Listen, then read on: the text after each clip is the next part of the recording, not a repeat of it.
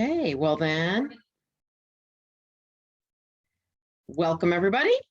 We're spilling the tea today. We're going to reveal some QM course review secrets. And I have Paula McDougald. Did I say your last name correctly, Paula? You Okay. did. Good job. Okay. And Pam Shaw and myself here. And we are both former and present reviewers and master reviewers. And we're going to tell you a little bit about what it's like to be a QM certified reviewer. I should have had this slide up when I did the introductions. So I'm going to have the slides on for a moment, but then I'm going to step away so that you can see their faces. So I'm going to actually do that right now. So, hi ladies. Hello. And I'm going to ask you some questions and get a little input on what it's actually like to be a reviewer. So could you tell me what are the benefits or the knowledge you have gained as a QM certified reviewer? Sure, I can take that. So benefits I have seen, I've really enjoyed lots of different aspects of being a reviewer. You don't get a chance much in K-12, even in brick and mortar schools, to observe other people's classrooms. So one of the huge things is just being able to do that in the virtual environment, being able to see the many ways that people can set up quality online courses. It gives you lots of great ideas for what works and even what doesn't sometimes, but you learn so much by seeing these courses from just all over the place, publishers, various virtual schools and K-12 schools across the country and even across the world sometimes. So it's really exciting also to get in touch with colleagues who are in a similar position. Sometimes we can be kind of in a silo at our own virtual schools, but it's been exciting getting to know people across the world, and I think even writing recommendations has affected the way that I approach feedback for students as well, and that's been another exciting impact of being a reviewer.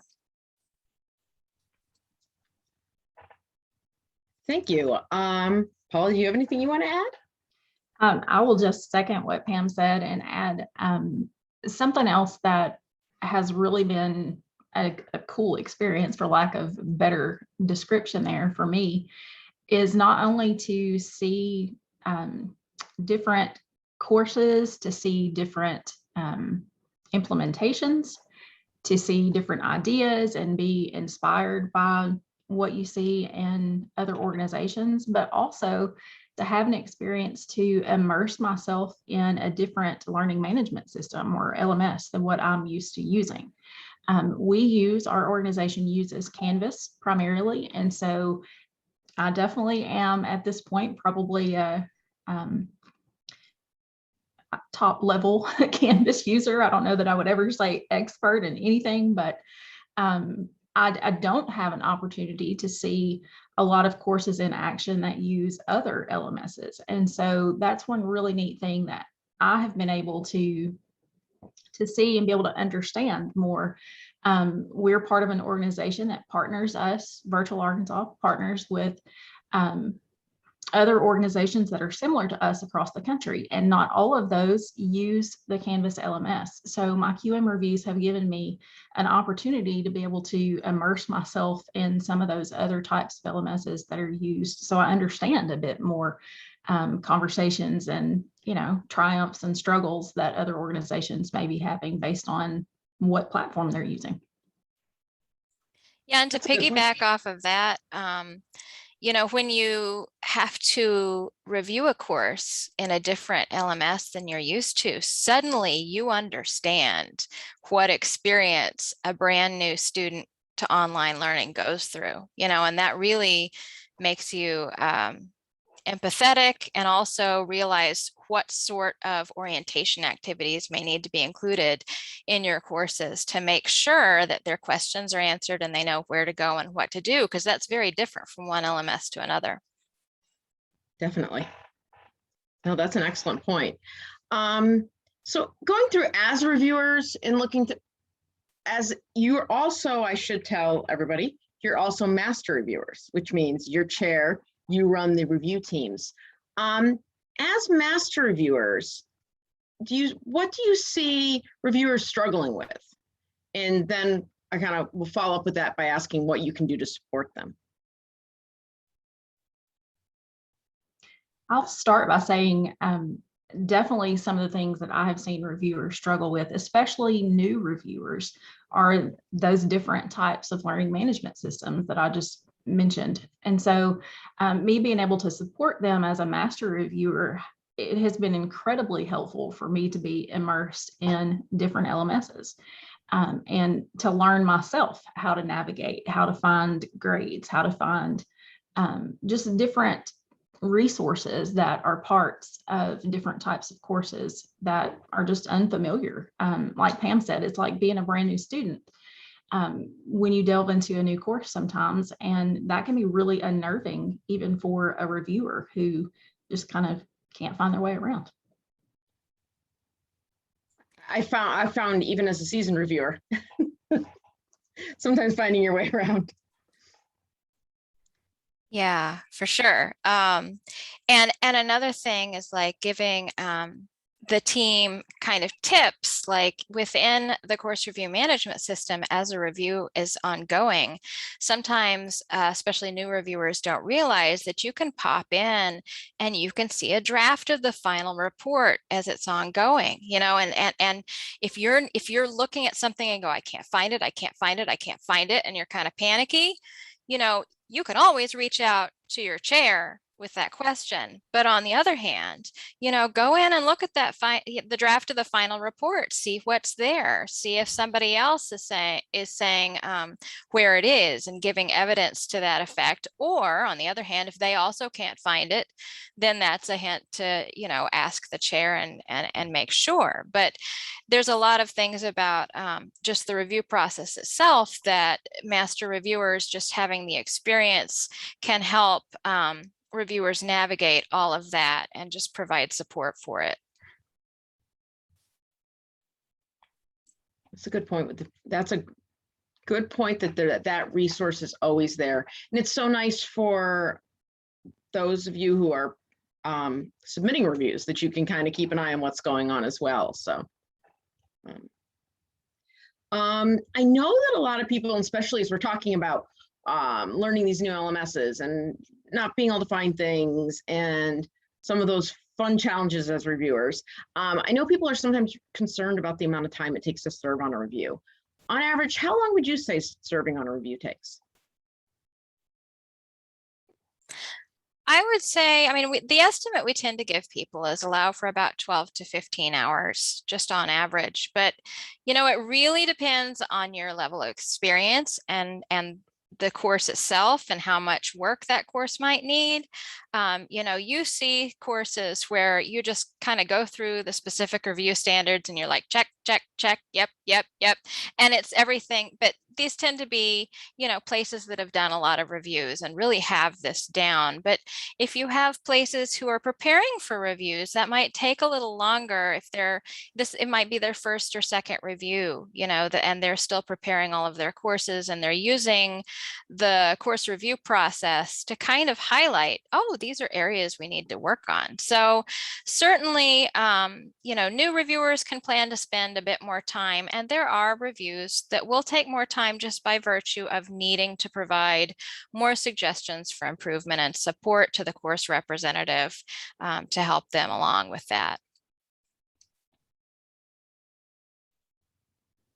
Absolutely, Pam. I completely agree.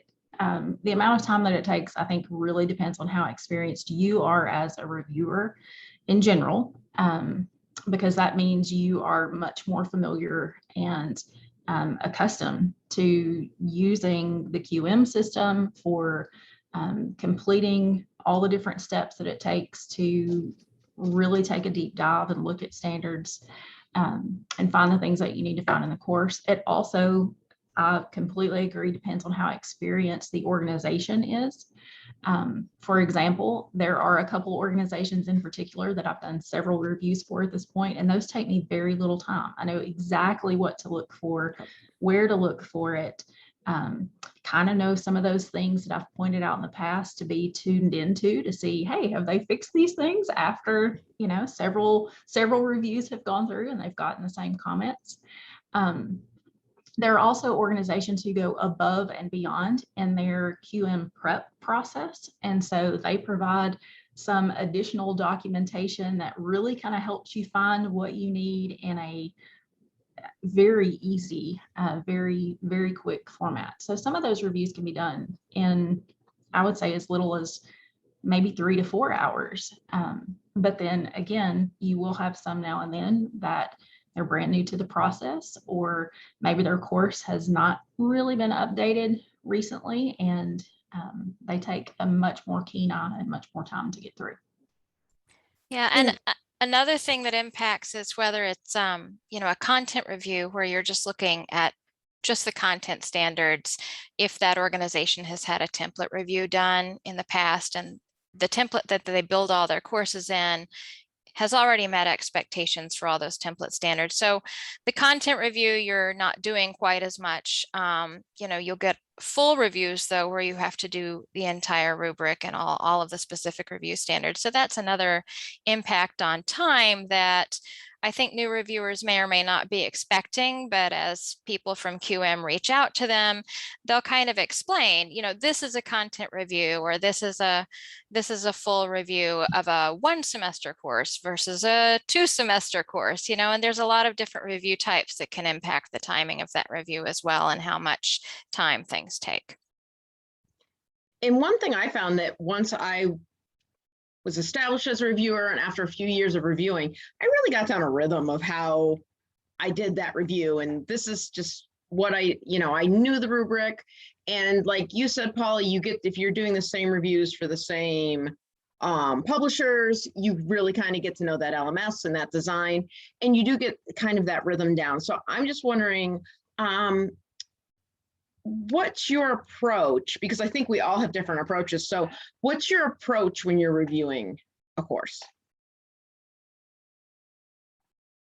So I take what I call the low-hanging fruit approach. Like I will go through standard 1 and find all of those introductory things that really need to be there to orient people through the course, because that's right there at the beginning. You can find it. There's a few other standards around the rubric where either it's there or it's not. So it's sort of a black and white answer. And so I tend to look for those as well. So I don't go in order through the rubric. I jump around and kind of do those easy standards first. And that actually builds my familiarity with the course as I'm finding these. And then when I move into like in-depth stuff about accessibility and course content and things like that, and the depth and breadth of the content itself and checking on all of that, I already have the familiarity built up, and I may have gone through it and seen it several times. So that really helps in helping me collect my thoughts, because I've been exposed to the material multiple times when I'm going through and looking for different things. So that seems to facilitate the process for me, but I know different things work for different people.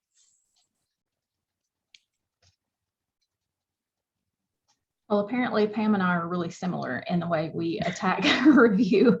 I tend to call my approach more bookends instead of low-hanging fruit, but it really is similar. The things that I have become very accustomed to being able to find very quickly, and like she said, check off because it's either there or it's not there.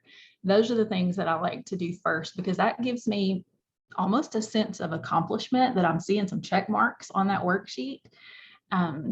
And I kind of have those couple of standards maybe that I dread a little bit, because I know that they're really going to take some time, and I have to have very focused mental energy and time devoted to stay on those things and really look at those closely.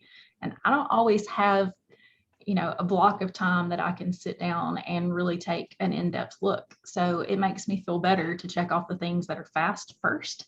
and, feel like I'm making progress. And then when I can really sit and focus, do some of those things that are a little slower. I really like the progress bar in the course review management system for that. Doesn't that make you feel so good as you're oh going my through? gosh. I mean, it almost gamifies the course review process because you're seeing that progress bar up there, fill up. And I'm like, yes, I'm almost there. It kind of keeps me going. It's funny. See, my system is a little different than both of yours, but kind of the same. I'm one of those weirdos that starts at the beginning of the rubric and works my way through from standard 1 all the way up. But every once in a while, I would hit something, go, ooh, this is a big one to tackle. And maybe it's the end of the day and I've been working for a while and I do need to give myself that fulfillment of the progress bar bumping up a little bit. So I'm like, okay, so I'm going to put this one on the side and then jump ahead. So every once in a while, I would kind of skip ahead if I needed that boost. Well, and don't you notice that, sometimes as you're looking for one standard, something will jump out at you and it applies to another standard. And then sometimes I'll jump over and like add a note. So I'll remember that, for a different standard and then jump back to the one I was working on. Yeah, and that's actually a really good point. And that's something that as you become more experienced as a reviewer, that's something that makes the review go a little faster, because in the beginning, you don't know exactly what you're looking for as you're going through, because you're really trying to work it through.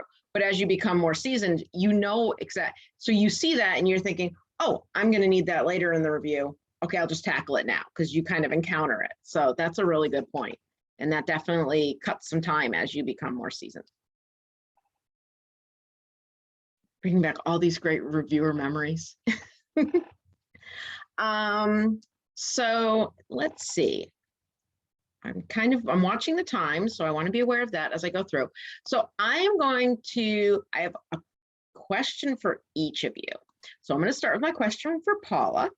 Paula, as someone who submitted courses for an official QM review, and also someone who is a master reviewer, because I should say Paula works for Virtual Arkansas. Sorry, I should have said that in the beginning. So as someone who's submitted courses for Virtual Arkansas and also who is a master reviewer, how would you say that being a reviewer, serving on review teams and serving on review teams has benefited your course design and your course management? Wow. Very wordy question, I know. So yeah, you can repeat it if you need to. That's kind of a big question. You want me to repeat it? No, I think I'm good. So our organization as a whole has been greatly impacted by QM. For us, QM actually kind of serves as a true north for standard of quality for our courses. Myself, I have participated in numerous reviews, both as a peer reviewer and as a master reviewer. Multiple members of our team, including our admin team, serve as peer reviewers, and each of our teachers has been QM rubric trained. So our collective experience in these roles has definitely resulted in updates and streamlines to our course design development processes on the front end, with brand new course projects and with our course improvement and enhancement processes. It's also resulted in our teachers starting to serve as course representatives on course reviews, which is a little new for us. Them having the ability to participate in in-house reviews to prep for an official QM review has been pretty eye-opening for our teachers in a lot of ways. It's given them a totally different sense of ownership and pride in their courses. QM has provided opportunities for us to see, like I said, how other organizations work, both from a content and implementation standpoint, to also how they tackle reviews and the processes that they use. Many of them are more than happy to share tips and tricks that they've learned along the way and to ask you questions as well. So I would say that the impact QM has had on our organization is priceless, if that's a nutshell description of it. That makes me so happy to hear too. Okay, thank you. Pam, your question. As a former facilitator, because Pam was our QM K-12 reviewer course facilitator for quite a while before she started working for Quality Matters as our K-12 quality assurance manager. I think I said your position correctly. Course review manager. Thank you. Okay, I was close. Sorry.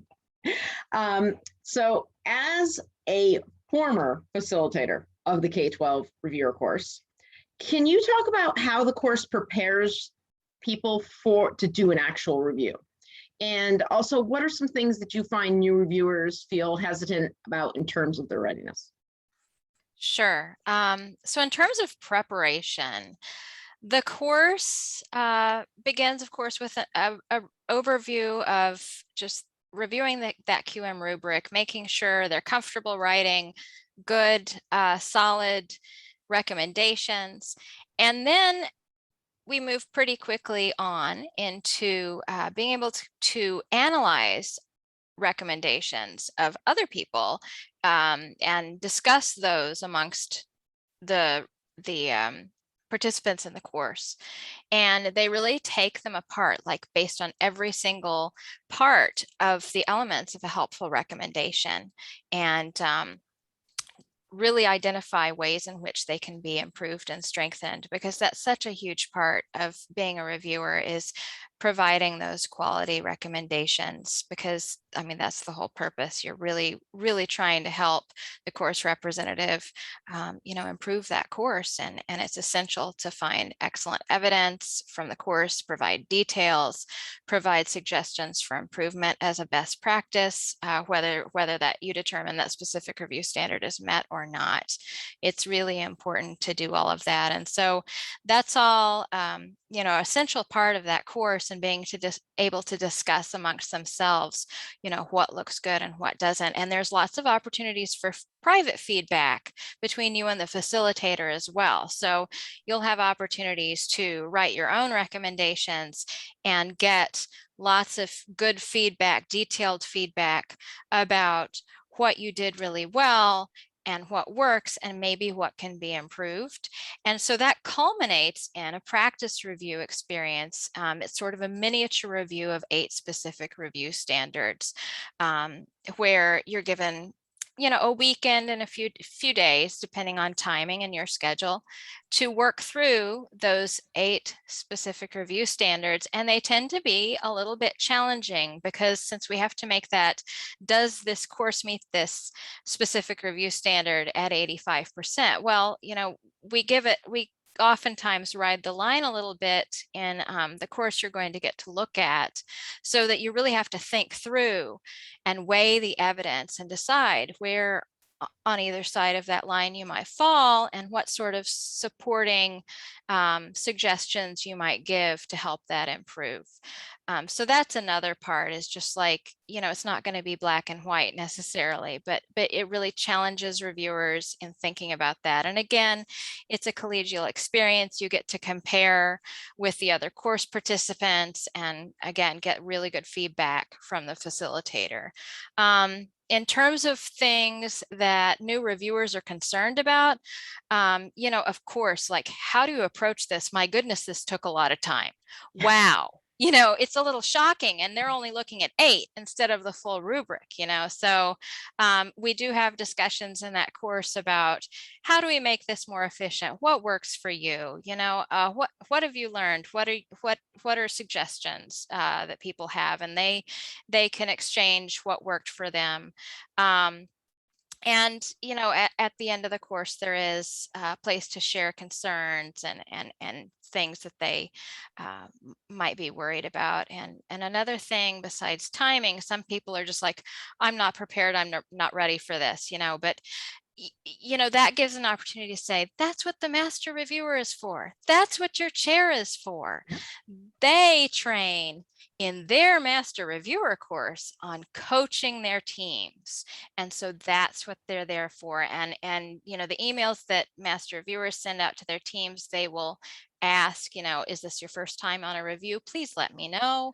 And, that's what they're there for, is to support those new reviewers. And I always have encouraged them, go ahead, just jump in feet first. You're going to be fine, and you will have the support you need. Yes. And as you know, because you team reviews now too, we always make sure to, if there's somebody that's new and it's their first time, we make sure that the chair is somebody that's really ready to support them, like you said. So we Yes, do for have, sure. there's just, I think structurally there is so much support built in, which is wonderful. Yes, and of course, you know, I'm always there now that I'm the K-12 course review manager. You know, I'm there. Part of my job description is to help you with interpreting specific review standards or any questions about a course review you might have. So, you know, I'm there for that. But generally, you should ask your chair, and then if the question is you know, something they need to check on, they'll reach out to me. But I'm certainly there to support people. Okay. So my last question, because then I do want to dive in before we run out of time, into how you can actually become a course reviewer. For anybody that's here or watching the video and is on the fence of why should I become a course reviewer, do you have anything else you want to add for anybody on the fence? I would just add another benefit that we have seen being a part of QM and having our teachers rubric trained, encouraging our teachers to become reviewers. QM has made our teachers aware of the margin for change that's allowable when a course has met QM standards. And so it's brought a new understanding for them to our course revision cycle and wants versus needs in terms of course changes that they would like to see and when they would like to see them.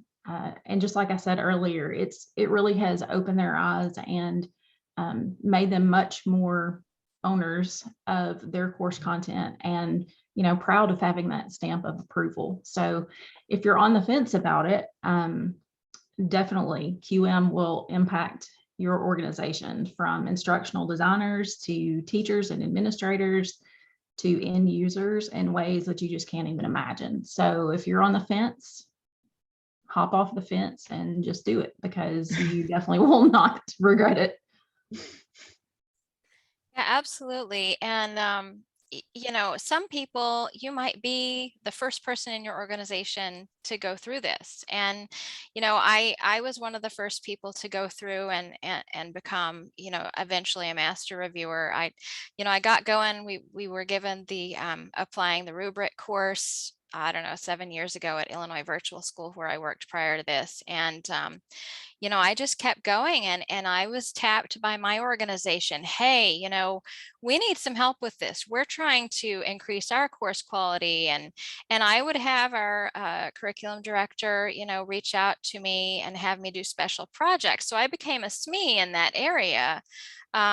You know, because I had that depth of knowledge about the rubric and how it should be applied to courses. So, you know, you can really become invaluable to your organization, and people will come to you. You know, so it benefits you and your own courses, but it will certainly benefit your organization as well. Thank you. Okay, I'm going to dive into now. How do you become a reviewer? And I know people are looking for the quality koalas, so. So steps to becoming a reviewer. So in order to become a course reviewer, you would need to take 2 courses. The first one is the K-12 Applying the QM Rubric course. And actually, that's our flagship course. That's a great course. I tell people when they're new to QM, that's a great place to start, even if you're not sure if you want to be a reviewer or not. But if you are an administrator and you want your staff to speak a common language, if you're a teacher, an instructional designer, I can think a curriculum head, I can think of a million roles that just having an understanding of what this QM rubric is all about and how to use it. This course is just great. And then the second course is the K-12 reviewer course. And that's the course that actually gets you certified to become a QM reviewer. That Applying the QM rubric course is a prerequisite. But something else I tell a lot of people is that reviewer course, and Paula, you might speak to this as well. That reviewer course is a great course if you're planning on putting courses up for review as well, to really know what are those reviewers looking for. So I tell a lot of members that I speak to that this is a great starting place. And then that third tier of being a reviewer, like we've been talking about here, diving in, you get a stipend, that's great, but you get to see courses, you get to see what's going on, you get to feel what it's like to be a reviewer, and that's great for people who are putting courses in for reviews. So those are the 2 courses required. If my contact information is at the end, you can always reach out to me if you have any questions, talk to you about that. And then that next tier that we've talked about a lot is that master reviewer. So once you've served on 2 course reviews and you're loving it, because you're going to love it, because you're seeing all these cool courses and learning all this. Once you've served on 2 course reviews, you can then take the, oh, that's a typo, I apologize. You can take the K-12 master reviewer course. That should be master reviewer course. And you can take that, and that course will certify you to become a master reviewer. Again, if you have any questions, you can always reach out to me. And I'm going to wait a moment for everybody that's in here. Okay, so Paula, I have to apologize. I did not put your handle here. So if you want to drop your handle in the chat, please do. I'm very, very sorry. A lot of you, if you've been tweeting today, you've probably seen some of these handles out there. QM program, the K-12 QM is our own personal K-12 handle for Twitter. Pam's is Pam Shaw QM. Chris is not here. That's she is our program director. So she's C. Volker, and I am SM Scheffler. And Paula, you are? Have no idea without looking. Oh my gosh, I'm sorry. That's okay. So bad that's not on here. Okay. Okay. Well, if you see it later and you want to tweet something, I'll be like, here it is. So I will tweet later with all these handles. And so if you have any questions here at QM, you can always reach out to me, Suzie Scheffler, for anything K-12 membership related, PD, and of course, I'm happy to answer any course review questions as well. But we also have a K-12 expert on course reviews, and that would be Pam. So this is her email as well. So I want to just take another moment to thank you both so much.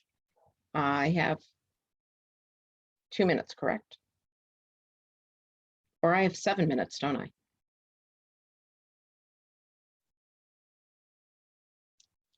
Okay, Beth, do I have 7 minutes? You have 7 minutes, but you don't have to use them if you don't want to. Well, I will leave it up to Paula and Pam. Do you have anything else you'd like to add? I think I'm good, but I'm happy to answer questions if there's anyone who has a question. That was my next question. Does anyone have a question? Candace, I'm looking at you. Mike, do you have any questions? Yeah, I actually do have a question. So awesome. So our district is in the process of looking at this as a tool to, to find out the strengths and maybe some of the blind spots of some of the courses that we've created. And just wondering, I know from the little bit that we've looked at it, we are by no means experts in it right now compared to all of you. It seems to me like when I look at it, one of the challenges for us might be the accessibility component. Is that, from what you've seen, is that typically the big hang up for most of those courses? Is that accessibility piece? Yeah. Yeah, for sure. I mean, scary. even for publishers, even publishers struggle with this. So it's a huge thing and it's ever changing. It's something that gets updated every time we have a new review rubric, so there's so many moving parts to that it is probably the most challenging thing that you'll encounter on that rubric. And what do you know, has there been like a kind of go-to, I don't want to say workaround because that sounds like you're not doing it correctly, but a kind of a go-to way to make accommodations to the course materials that help with that accessibility piece? Well, I'm going to dive in, and then I defer to all of you to answer your thoughts as well. Just from the QM perspective, I can tell you that I feel like it's such a broad category, and there's so many, like Pam said, so many moving parts. There's so much going on. So it's very hard to kind of blanket statement say, well, this would be a great way to meet that standard. But I will say, because of how the QM review process works, when you submit your course, your reviewers are going through, if there's something missing, say, for example, this is a quick, easy one, but it's off the top of my head, alt text. If your images are missing alt text, they're going to tell you that in the feedback. So if you don't meet that standard, they're going to tell you, this is what was missing, this is why you didn't meet the standard. And then they're also going to give you some ways to meet the standard. So it's not like they'll just say, oh, you didn't meet the standard, period. No, and they're not just going to tell you why you didn't. They'll give you some tips and tricks as to how you can then meet that standard. Now, obviously, if there's a lot of work that needs to get done, there might be further discussion involved. There might be a very long feedback form, but we're always here to, our goal is not to judge, it's to help you meet that standard and help give your students the best possible course. But I'll defer to all of you to see what you have to say about that as well.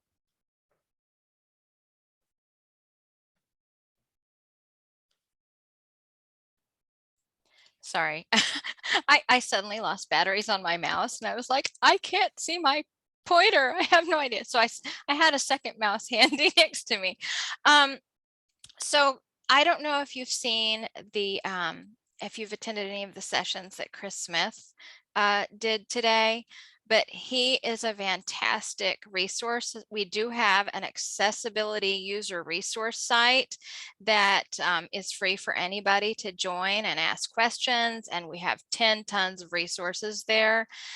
So certainly, anything specific, if you want to know about videos or captioning or transcripts or any of that stuff, or how to format your links so that they're accessible, or alt text, I mean, you can get all of those answers there. So, be sure and sign up for that resource. And that's on the qualitymatters.org site? Yes, okay. We do have it on the Quality Matters. Just if you look up accessibility user resource site and QM, I don't have that just right here, but yeah, we've got that, and it's on Canvas, and it's it'll give you access to that course. Great, thank you. I was actually going to basically answer the same way. I think it's important to remember that QM's goal is for your course to meet standards. And so if you get feedback that, you have some accessibility work to do, just like was mentioned, there are resources available through QM and through the people who are working on your review team to help you with ideas for accessibility. I was also going to mention Chris Smith. He is a fantastic reference. If you have questions about accessibility, he's always more than happy to answer those questions. I have no connection to him whatsoever, besides we're both part of the LLA, and we have run into each other at various conferences and this, that, and the other over the last couple of years. And he's been an awesome resource for us. He's great. And the other thing that I would say is just give yourself some grace, because no one's going to get it right 100% of the time. And so just remember that accessibility is something that everybody struggles with, from the biggest of the big who have, multi-million-dollar budgets on their instructional design side, to the tiniest little schools who are just kind of trying to get their feet wet. So no one gets it 100% correct, and everybody has things to learn and tools to share. So. Thanks, I appreciate the feedback. No, it was a great question. So thank you. That's a very good question. So. Okay. Well, now it really is time. So I want to thank Paula and Pam for joining us today and answering some questions. Thank you to the people that joined us. And if you have any questions, reach out. So have a great rest of the conference. I hope to see you all in closing. Bye. Thank you. Thank Bye-bye. you. Thank you.